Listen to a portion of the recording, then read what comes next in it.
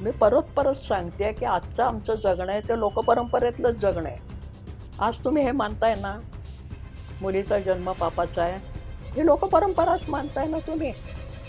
फार तर काय तुम्ही इंग्रजीमध्ये बोलत असाल, ती ग्रामीण बोलीत बोलत होती. तत्व काय ते तर ना.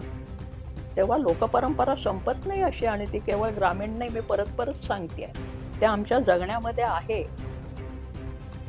की स्त्रीचं स्थान दुय्यम. घर तिने सांभाळायचं, चालीरीती रूढी तिने पाळायच्या, तिने सेवा कर्म करायचं, ज्येष्ठांची सेवा. मग ती सासू सासरे असू दे, पुण्य कमवायचं थोडक्यात. कोणी आणि मग मग ते तुम्ही वडाला फेऱ्या घाला, अमकं व्रत करा, तमका उपास करा, हे कशासाठी आहे? ही लोकपरंपरा आहे. हे करताय ना तुम्ही, तथाकथित उच्च शिक्षित बायका या लोकपरंपरेचंच पालन करताय ना, तर दुसरी कुठली आणली?